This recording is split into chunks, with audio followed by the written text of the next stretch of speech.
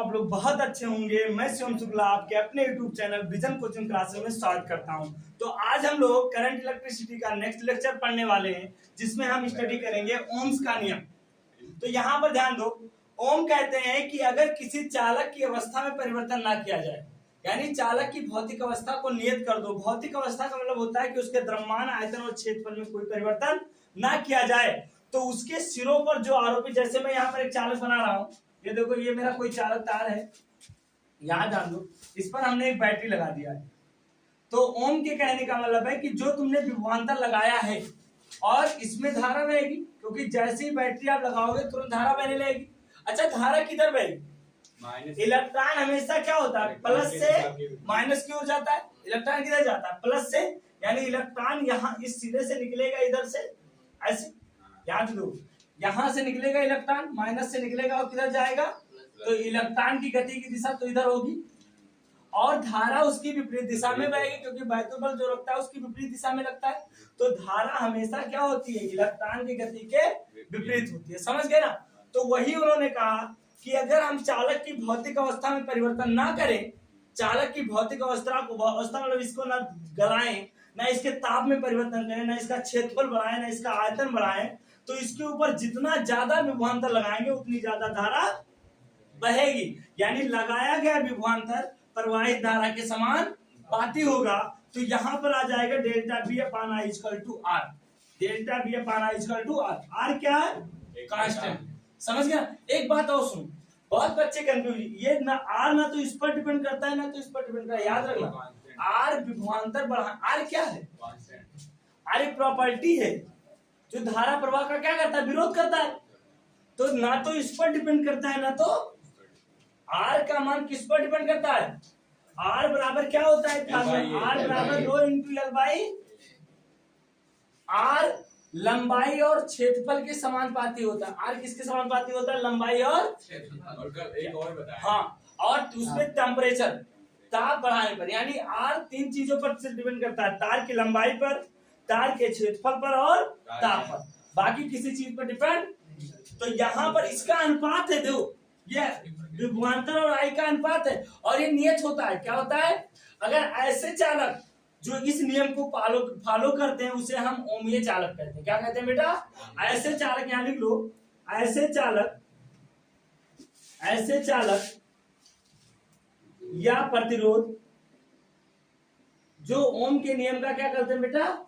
प्रतिरोध जो ओम के नियम का पालन करते हैं, ओम के नियम का पालन करते हैं, उन्हें क्या कहा जाता है बेटा? उन्हें ओमीय चालक या ओमीय प्रतिरोध कहते हैं। क्या कहते हैं बेटा? ओमीय चालक। ये आया था क्वेश्चन में, ओमीय चालक या ओमीय प्रतिरोध कहते हैं। ओमीय प्रतिरोध कहते हैं, ओमीय चालक या ओमीय प्रतिरोध कहते हैं। याद रखना इस बात को, समझ गए ना?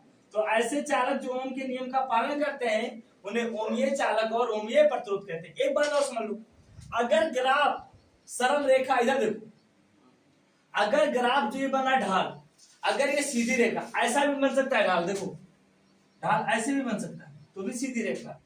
तो अगर ग्राफ एक सीधी रेखा है तो हम कह देंगे ये ओमीय प्रतिरोध है। क्या है? ओमीय प्रतिरोध में क्या होता है? जितना धारा बढ़ाओगे, तो ये एरिया और ये एरिया बराबर है, ये ढाल होता है tan थीटा बराबर बी अपान आई, और इसी को हम क्या कहते हैं? आर कहते हैं। क्या कहते हैं? हाँ, समझ गए ना?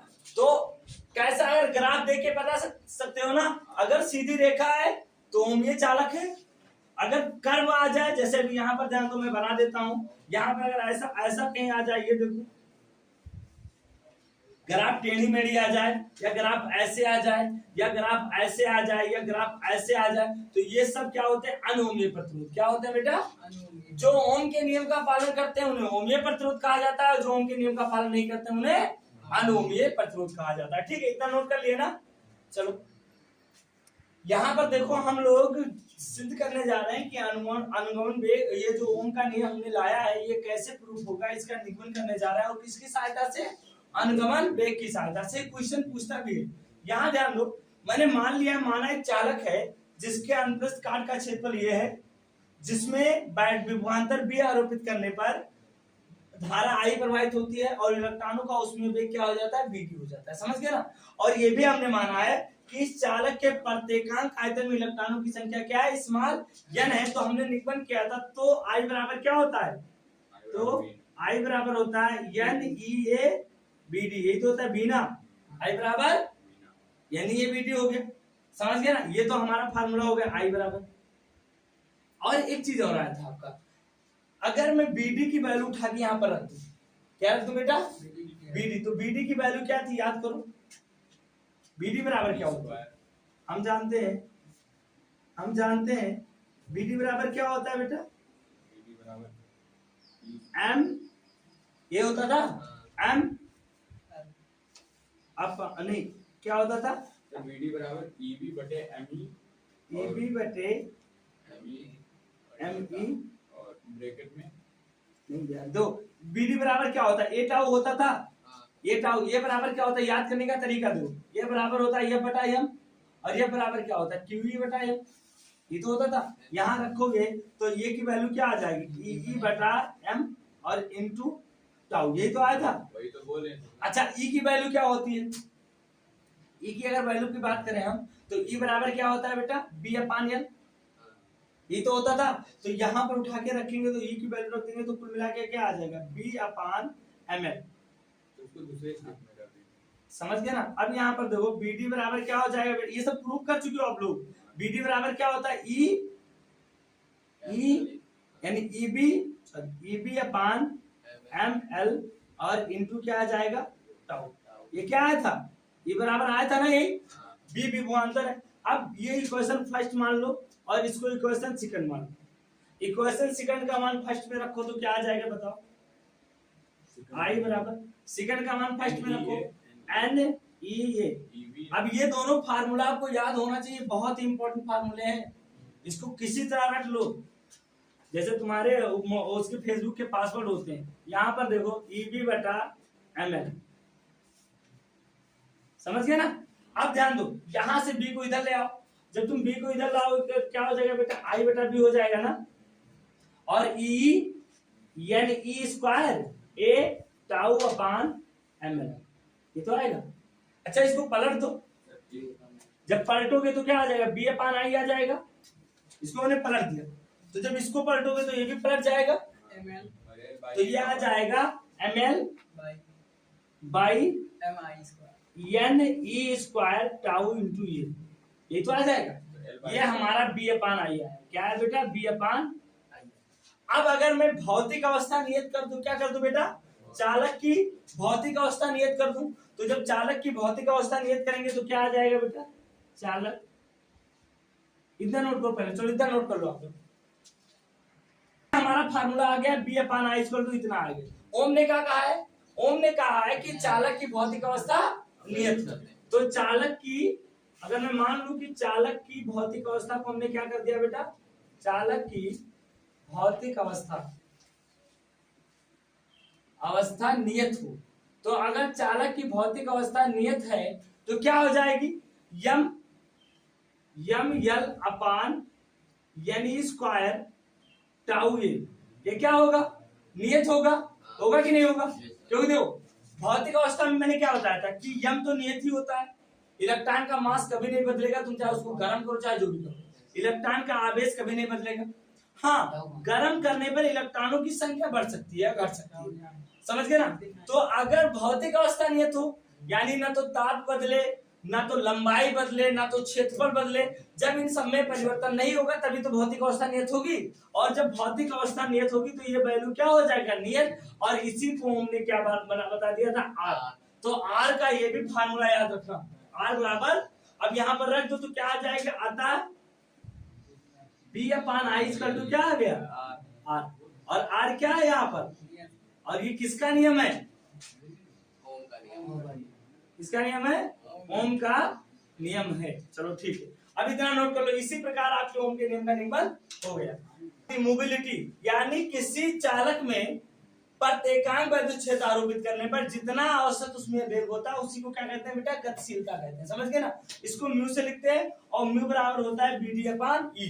BD बराबर ये फार्मूला होता है, इसको इसमें रखेंगे तो म्यू बराबर क्या आ जाएगा, ई टाउ अपान ये। मैं छोटा सा इसको भी नोट कर लो, आपको नोट कर लो। हाँ अरे ई से ही कट गया ना, ठीक है बिंदा, नोट करो। हम ओम के नियम का सदिश रूप निकालने जा रहे हैं, बी बराबर आई इंटू आर होता है। समझ गए ना। चलो अब बी की, आई की और आर की वैल्यू जरा रख दो। तो यहाँ पर तो बी का वेक्टर रूप क्या है बेटा, बी बराबर क्या होता है, याद करो, मैं यहाँ पर लिखता हूँ बी बराबर होता है ई इंटू डी होता है। तो वेक्टर ई यानी ई इंटू क्या आ जाएगा, वेक्टर ई इंटू डी, या वेक्टर बी इंटू एल मान लो। ये तो बी बराबर होता है ई एल होता है ना, इंटू एल होता है कि नहीं होता, बी बराबर ई डी। अरे याद करो, बी बराबर याद करो, मैंने बताया था क्या होता है, वैद्युत क्षेत्र में बीच की दूरी, वही तो था। तो यहाँ पर वेक्टर फॉर्म लिखना है, तो बी बराबर क्या हो जाएगा, वेक्टर ई डॉट, ये हो गया बी और ई की फार्मूला। आ जाओ। अच्छा आई का फार्मूला अभी आपने निकाला है, आई बराबर क्या होता है, जे बाई ए, आई बराबर जे बाई ए। तो यहाँ से आई बराबर जे बाई ए हो गया, इतना तो समझ गए। यही कंफ्यूज करता है आई बराबर जे बाई, ये सारे फार्मूले कंफ्यूज क्यों करते हैं आपको, आप लोगों को इसको, इतना फार्मूला है सर, आई बराबर बीना भी होता है, आई बराबर ए भी होता है। तो आपको वेक्टर फॉर्म लिखने जा रहे हैं, तो हम ये जो ये जे वेक्टर है ना, हमें इसको वेक्टर फॉर्म में लिखना है, किसके फॉर्म में, वेक्टर। तो आई बराबर जे इंटू ए होता है, इतना समझ गए। बी बराबर क्या होता है, अच्छा आर बराबर क्या होता है, आर बराबर होता है रो इंटू एल बाई ए, आई बराबर जी इंटू ए।